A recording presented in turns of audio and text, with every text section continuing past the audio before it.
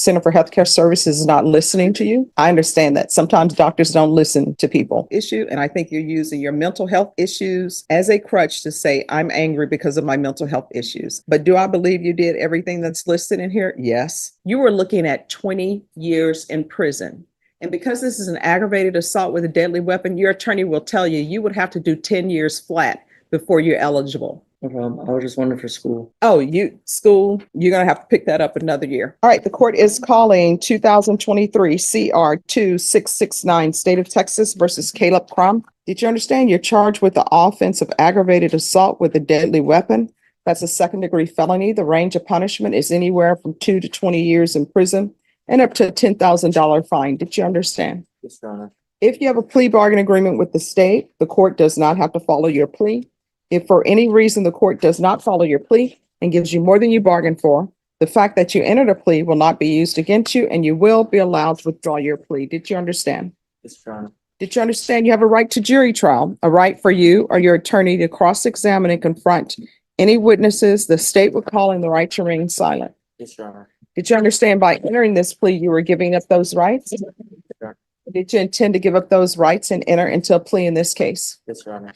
Did you understand if the court were to grant your application for deferred adjudication, if for any reason your deferred adjudication were revoked, the court could find you guilty and sentence you up to 20 years in prison? Did you understand? Yes, Your Honor. Counsel, has your client been able to provide you with any defenses? He has, Your Honor. Do you believe he has a rational as well as a factual understanding of the charges against him? Yes, Your Honor. Do you believe he's currently competent and was legally sane at the time of the offense? Yes, Your Honor. And counsel, the court sees on the docket sheet that there may have been some issues with competency. Was that addressed? It was, Your Honor. All right. He's been adjudicated competent at this point, as well as there have been changes that I've seen in my client from the beginning of representation until now.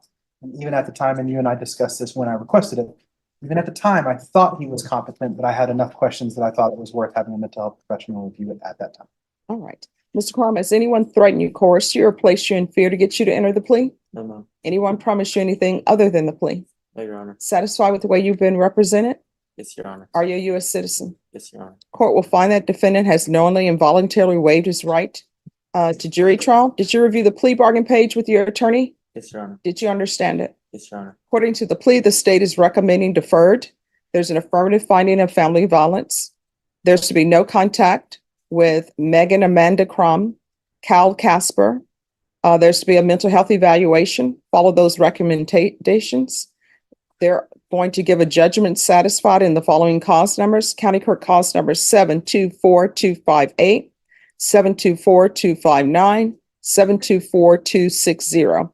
And do you understand if the court finds that there's an affirmative finding of a if the court were to find that there was a deadly weapon used, that the court will make an affirmative finding of a deadly weapon? Did you understand that? Yes, Your Honor.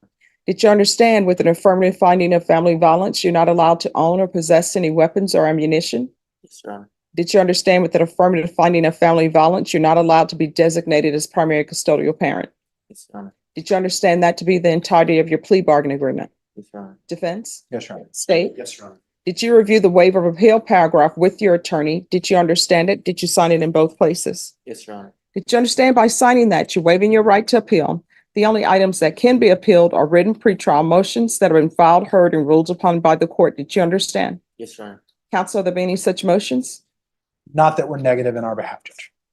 Outside the agreement, the state is requesting that your deferred adjudication be for a term of 10 years. Did you understand that's a recommendation from the state and the court does not have to follow those recommendations? Yes, Your Honor. Then to the offenses charged, how do you plead? Guilty, not guilty, or no contest? No contest. State, any evidence? Yes, Your Honor. State offer states 1 and attachments. No objection, Your All Honor. right. And state, have you had a chance to speak with the complainants? We have, Your Honor. And are they aware of this agreement and agree with it? Yes, Your Honor, to both counts. They are aware and they do agree with it, Your Honor. All right. And are they asking for the no contact? We put in the no contact. They're good with it.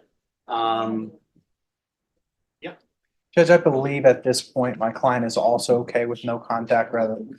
They are related. However, the person that he most would like to visit with is his grandma, and grandma can leave the house. She's a good physical, so she can come visit them without him going to the house and being near Megan.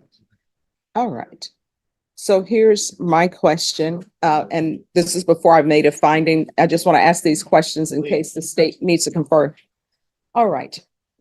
So is he currently seeing a counselor or seeing anyone to work through any issues? Yes, Your Honor. All right. Correct me if I'm wrong. You are still senior. Yes, I have my own counselor. I set up with the appointments to better myself. I've been going through some stuff with my grandfather passed away, so I thought counselor would be the best thing. I haven't found that the court appointed ones that were from misdemeanor court. Mhm. I didn't like their services. I think it's Center of Health or whatever. I didn't like their services, so I went out on my own and I went to ThriveWorks. That's the counselor I'm seeing is with them.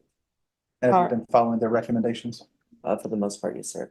Leading by for the most part. So I'm trying to get back on medications because the Center of Health isn't working out their medications. But Can you explain ThriveWorks, why? Sorry. it's just, I've been on there for a couple months and I haven't seen no changes in those medications.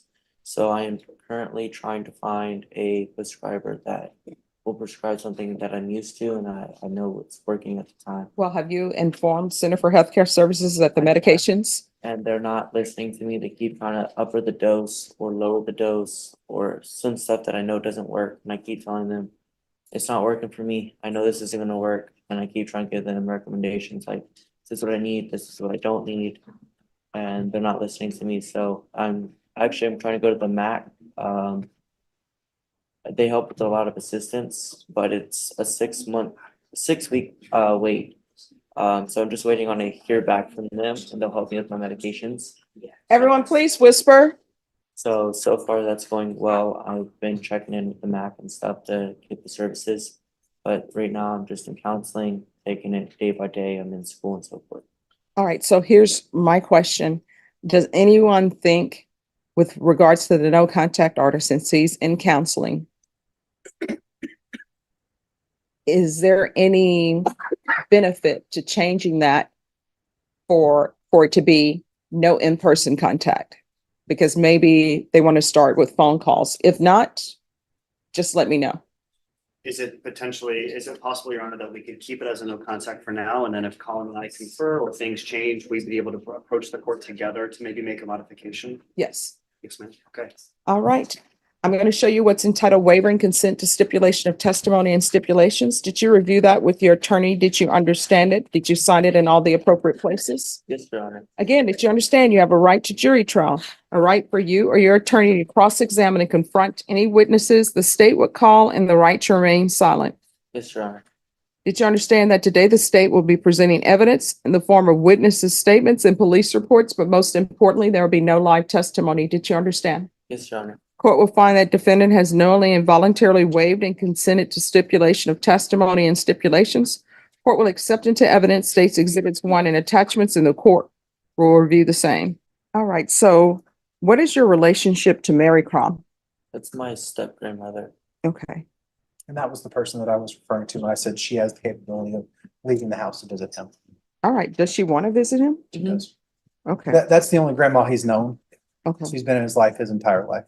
Court will find there's sufficient evidence to find you guilty. The court will defer finding of guilt as you've applied for deferred adjudication.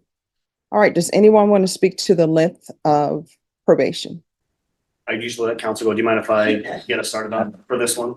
So, Your Honor, we conferred at length on multiple occasions here. In terms of the length, we want this individual to have as much supervision as possible. And given their willingness to accept a plea with respect to, in particular, those 3 JSATs, in connection with this case and the no contact we've already spoken about, given that it's the nature of the deferred, again, we were hoping for the maximum opportunity to supervise and give this individual a chance to turn things around. All right, then it will be 10 years deferred adjudication. There's an affirmative finding of deadly weapon, affirmative finding of family violence. There's to be no contact with Megan Amanda Crom, Cal Casper. There's to be a judgment satisfied in the following cause numbers: County Court at Law 724-258, 724-259, 724-260. Judge, just for the record, we completed those plea bargains, JSAT and County Court 13 impact this morning. Those have been completed at this time. There's to be regular reporting by Zoom or in person, regular UAs. All right. So ThriveWorks, Who do you see there? I have to look at my phone what her name is. I don't have it by heart yet. I've been going for about 3 weeks, but I haven't got her name down yet in my mind yet. All right, so what, you're gonna have to sign a release so that probation will know what's going on with that. And how often are you seeing them? She was busy this week. It's usually once a week. But I just started back in school, so I'm trying to get my schedule settled with schooling. But I think we have another appointment maybe next week.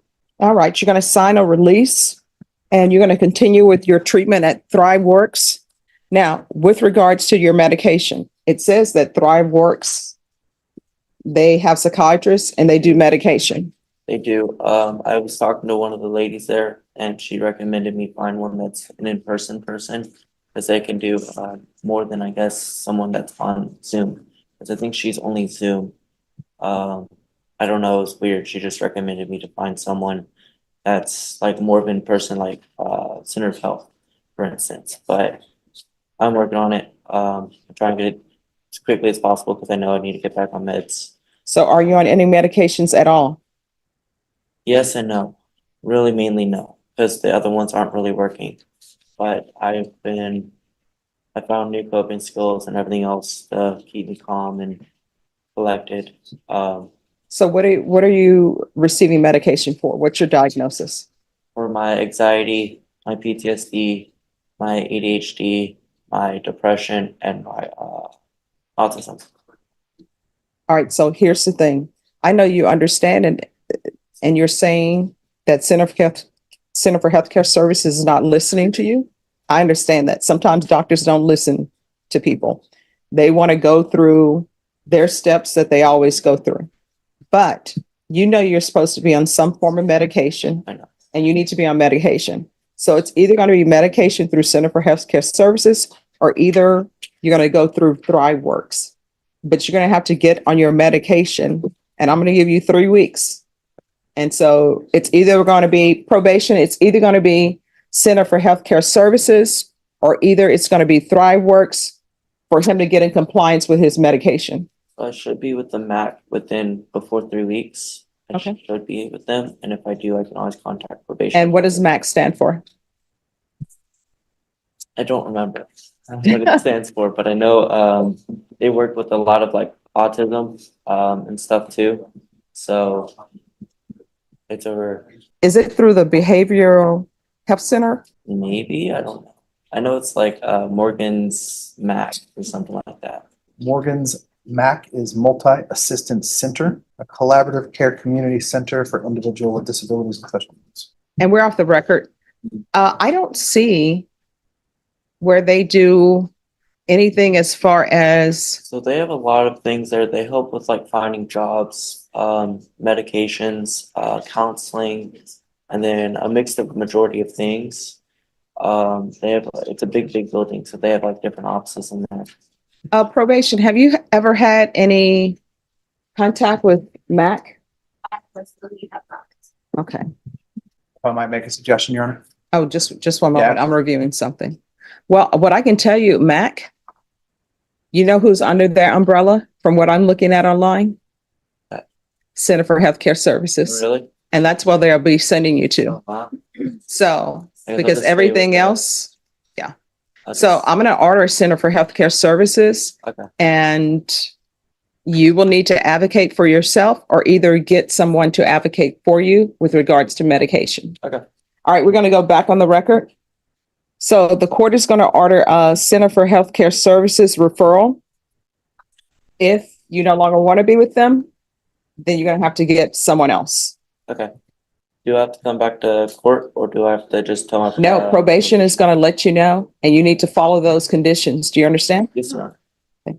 So if So- he does find another mental health professional that he would like to see instead, and probation tells him no, there's nothing prohibiting me. Here's from the coming thing, back to- probation is not going to tell him no. So I'm referring you to Center for Healthcare Services.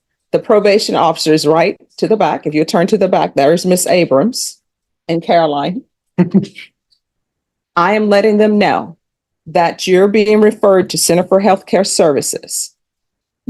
If you do not wish to go to Center for Healthcare Services, The other option and what will be acceptable to the court, if you have another provider, and that means a psychiatrist to issue medications. Do you understand? Yes, Your Honor. There's going to be 200 hours of community service restitution. You say you're in school? Yes, ma'am. How many hours are you taking per semester? I don't know what the semester hours is, but I know it's from 6 p.m. to 12 o'clock at night. Okay. And then I'm gonna start back at work, which is gonna be from morning to like 5. All right. There's 200 hours community service restitution. If he provides proof that he is in school full time, and I know that's at night, but 6 to 6 sounds like some good hours. Each semester that he's in school, states you can deduct 10 hours. Just if he maintains full employment after he graduates, given that he has a young child, that's one of the reasons he's been seeking to better himself, get back in school, get better employment. If he has full-time employment, could we also work out some type of arrangement where that's forgiven over the course of time? Yes. Thank you. Proof of employment within 30 days. There's to be no employment as a home health care provider or with minors. And there's to be parenting classes and anger management class. Field visits, and the field visits will be one time per month until he's stable on medication. All right. Is there anything else you need from the court to be successful? Right, Your Honor. All right. Did you review the document entitled Trial Court Certification of Defendant's Rights to Appeal with your attorney? Did you understand it and did you sign it? Yes, Your Honor. Because this is a plea bargain agreement, because I followed your plea bargain agreement, and because you waived your right to appeal, you do not have the court's permission to appeal. Do you understand? Yes, Your Honor. All right, we can go off the record. Here's the thing. To be successful on probation in this court, communication is key. If there's an issue, go see your probation officer, call them, make sure you leave a message. If you feel as though they're not addressing that issue, then you can always come back to the court. And if I'm here, you can come back and see me. Okay. All right? Then I have another question. So the anger management course and the family one, is that just like whenever I have time, or is there like a Probation will set things up. The number one thing I want to focus on right now is getting your mental health issues stable. And probation will focus on your mental health. But then you're going to have to start doing. So you need to focus on that. You need to focus on parenting classes. I think, and Caleb, correct me if I'm wrong, one of his concerns is missing school based on conflicting schedules. no. He doesn't get kicked out. No, nothing is happening with probation at 6 p.m. at night. I don't think probation officer wants to see you at 6 p.m. Fair enough. If they do, there's an issue.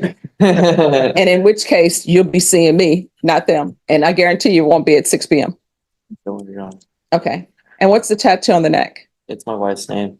I'm trying to get some of my tattoos removed. I was young and kind of reckless. I just don't have $2,000 right now. Well, you know, I always say if you're going to put names on your body, the safe bet is your mom, because your mom always loves you, and your children. Everybody else. Daughter. Or your judge, your fellow prosecutor. Yeah, let's not do that. I don't want some girlfriend saying, and who's Stephanie Boyd? Just a reminder. But you heard him say prosecutor, so when I get Zach's name on him, he's got to give me better deals. Okay. All right. Thank you. Yes, Your Honor. Have a good day. All right. You too. In the first hearing, this case could have ended very differently. The charge was aggravated assault with a deadly weapon, a second-degree felony that carries a possible sentence of up to 20 years in prison. The judge made sure the defendant understood that reality in plain terms, but the court didn't ignore what was in front of it. The judge had already reviewed the competency findings, heard from counsel about the defendant's mental health history, and considered the fact that he was already in counseling and seeking treatment. The case was also resolved through a negotiated plea, with the victims aware of the agreement and protected by strict no-contact orders. On that basis, instead of sending him to prison, the court chose a more lenient path, deferred adjudication. That meant no conviction yet and a chance to stay out of prison, but only if he followed strict rules, including mental health treatment, medication compliance, supervision, and no-contact orders. It was, in effect, a last chance, because if those conditions were violated, the court would no longer be limited. The judge could find him guilty and impose the full punishment range up to 20 years behind bars. Court is calling 2023 CR 2669 State versus Caleb Crum. Can I have parties announced for the record for the state? Opinion for the state of Texas. Defense? Scott Simpson for Mr. Croom. And are you Mr. Crum? Yes, ma'am.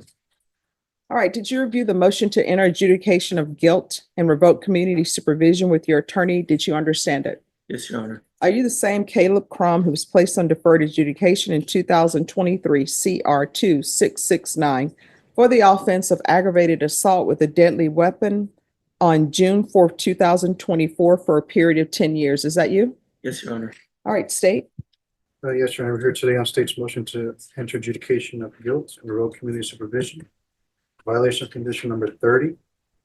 On or about the 31st day of January 2025 in Bear and or McLennan County, Texas, the defendant, Caleb Crum, did then and there fail to comply with the instructions of Center for Healthcare Services as directed by the head or authorized personnel of that agency, in that the defendant failed to get in compliance with medications in violation of condition number 30.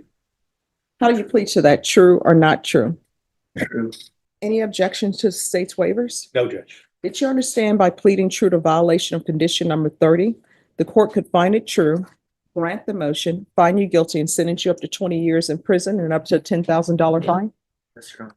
Knowing that, do you still wish to plead true to violation of condition number 30? Yes, Your Honor. Court will find violation of condition number 30 true. Is there a proposed agreement? There is not, Your Honor. State will make its recommendation. I believe the defense will. All right, state, what are your recommendation? Recommendation is for 6 years in the TD plea, Your Honor.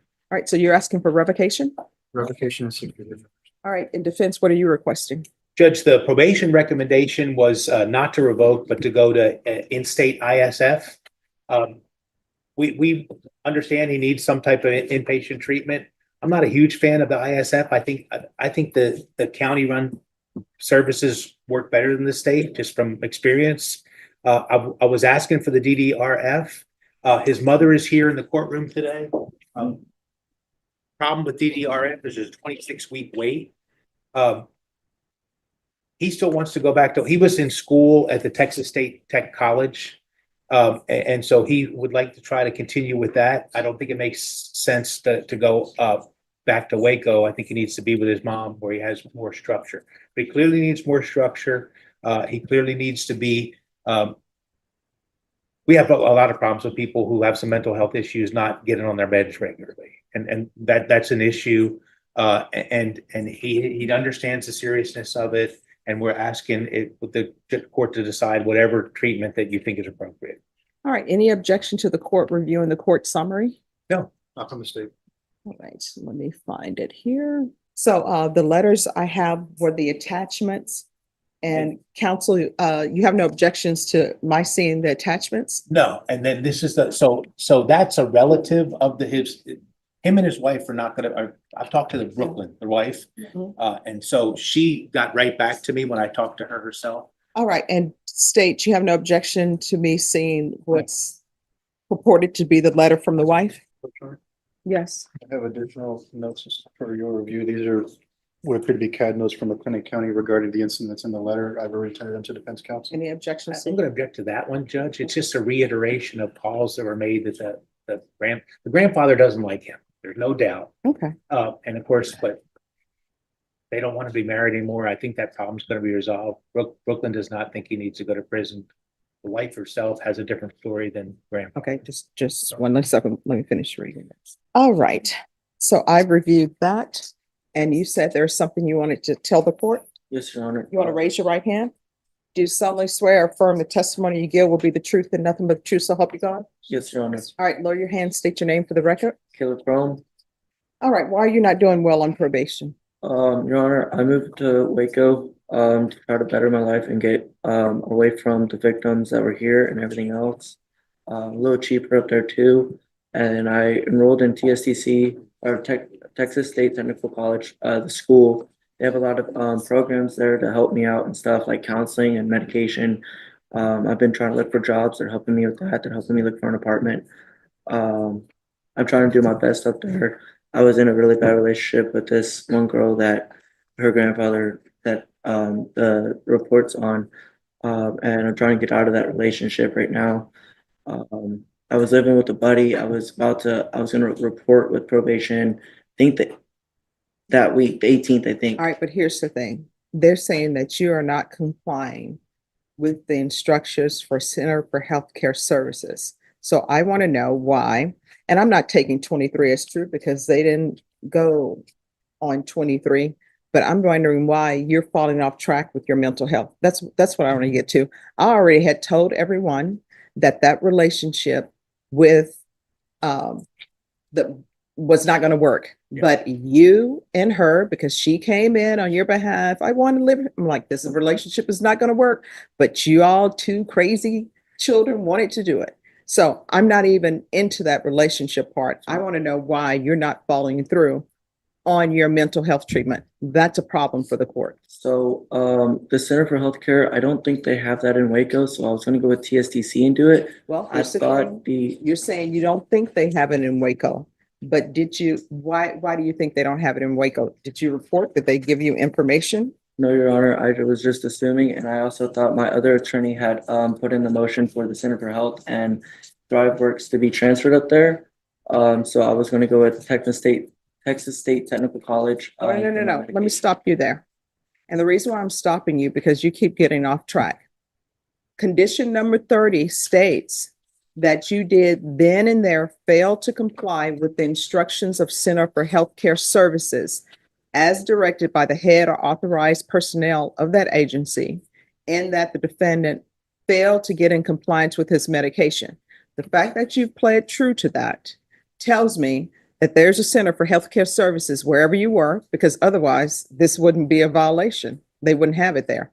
So they're saying that you're not in compliance with your medications and you're not following through on the instructions from Center for Healthcare Services to get in compliance with your medications. Do you understand what I'm saying? Yes, Your Honor. So I want to know why you are not following through with instructions for Center for Healthcare Services. Just misunderstood, Your Honor. I mean, there's no misunderstanding when they say, hey, you need to get in compliance with your medication. And I'm sure they didn't say you need to get in compliance with your medications. I'm sure it was along the lines of you're not taking your medications. We have reports that you're not taking your medications. You need to get back on your medications, and you didn't do it. That's why you're here. Yes, Your Honor. So why are you not being in compliance with your medication? I have no excuse, Your Honor. And I will accept that I messed up, and I'm wanting, if I can't go back to Waco and finish school. Oh, you're not going back to Waco. That's off the table. Okay, and I would like to at least stay with my mom then back down here. I have things lined up already with, All right, let me explain something to you, because I'd like for people to know where I am.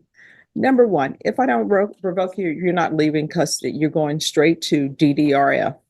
And DDRF, I know there's a wait time.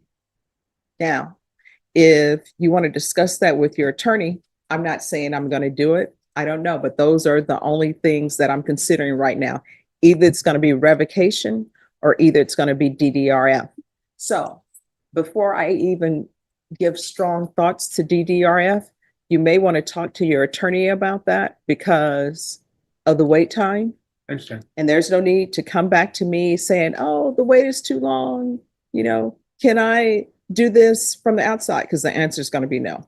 So I don't know if you discussed that with your attorney. It's a way better outcome than going to prison, Judge. Well, I mean, We've but you talked wanna- about it back and forth. We're not his mother too wanted to see if she could take custody of him. And so I promised I would make that argument, but I understand where the court's coming from. And I do think the DDRF is a good program. I wish the wait wasn't so long, but that's where we are. And if the court would be willing to do that, my client understands that's still a gift compared to being revoked and going to prison. yes, Your Honor. all right. And I'm not saying I'm going to do DDRF, but is there anything you would like to add, state? And Well, I just want to try and re-urge this because Your Honor is reviewing attachments from the court summary, and this is part of the attachments of the court summary. So if Your Honor's going to take a look at everything, we ask that you take a look at this as well. no objections to the court reviewing that? I do object, but that's. No. I mean, if you object to it as hearsay, then I won't review it. What we can do is we can reset this. And if you want to have witnesses by Zoom to address this, that can be done.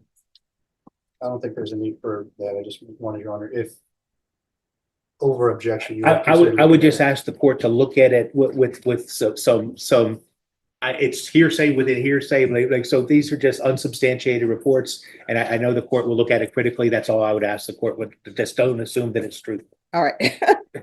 So you have no objections to me taking it, as long as I'm not taking it for the truth of the matter, sir? Well, you know what I'm getting at. Yeah. All right, let me review. All right, so this is what I'm going to tell both parties. One, I read all of the hearsay documents. And what I can tell you, do I believe these documents are true? Yes. But I also know that when the grandfather had the police to come out, your wife would not tell them that anything was wrong. And the reason why I believe that she wouldn't tell them is because she doesn't want you to go to prison. And that's what she said. She wants him to get help. She doesn't want him in prison. But do I believe you did everything that's listed in here? Yes. You know you're supposed to be on some form of medication, I know. but you're going to have to get on your medication. And I'm going to give you 3 weeks because all of the evidence point to the fact that you did this. And based upon what I'm reading about her grandfather and your child's great grandfather, because he's the grandfather of your wife, and he's the child's great grandfather.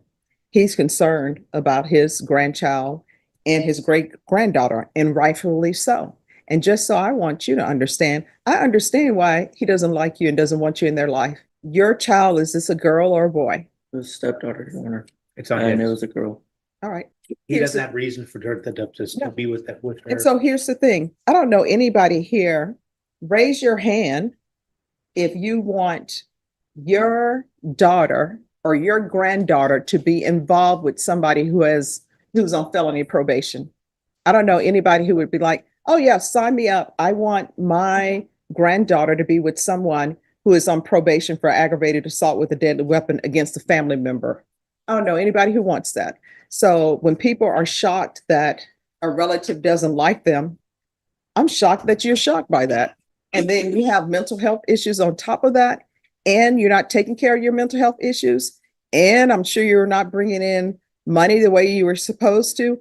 And he's concerned that you're going to be violent towards his great granddaughter. And I always tell people children have absolutely zero say so in the foolishness that their parents are out here doing.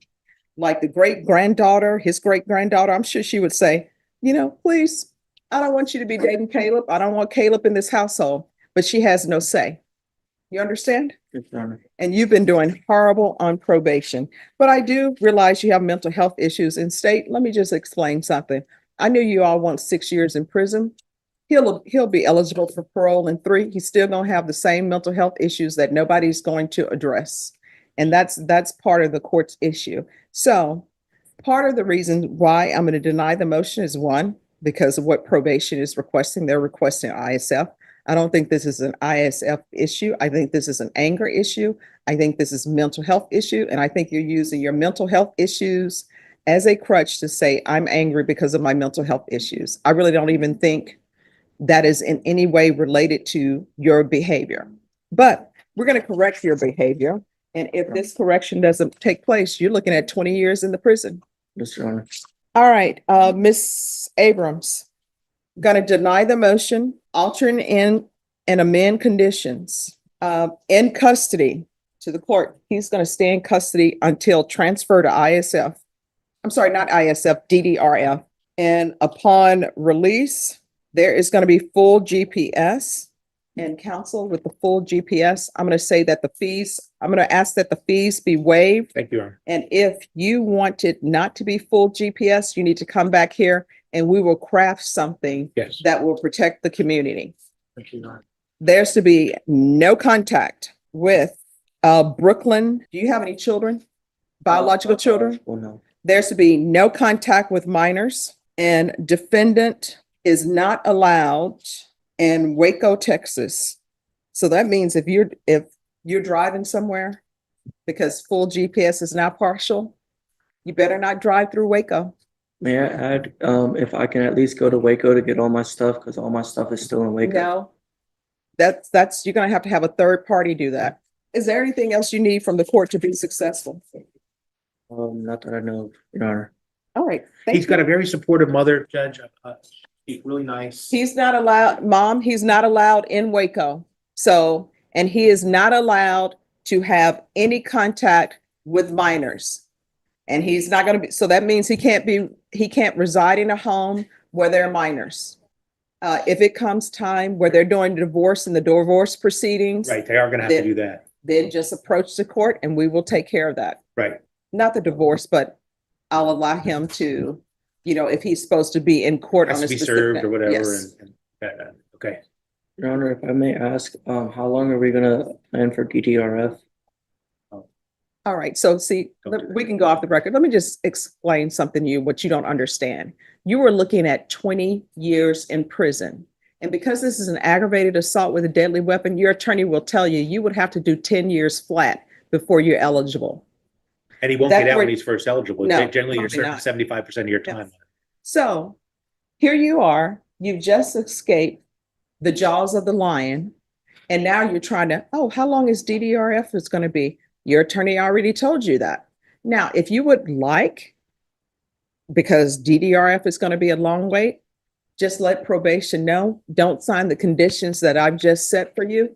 And we will come back quick, fast, and hurry, like today, on another motion to revoke, and I can send you to prison. No problem. I was just wondering for school. Oh, school, you're going to have to pick that up another year. That's fine. All right. Thank you. Thank you, Judge. Thank you. You're welcome. This time, the court wasn't deciding whether to give another chance. It was deciding how much control was needed to protect the public and keep this case from spiraling further. The judge found that the defendant had violated the core condition of his supervision. He failed to follow mental health treatment and medication instructions. That failure, in the court's view, wasn't a technical slip. It went straight to the risk this case was meant to manage in the first place.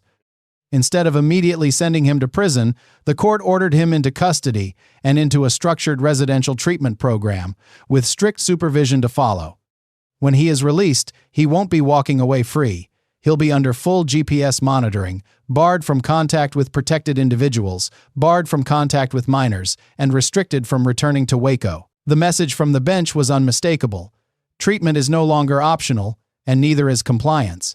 The margin for error is gone.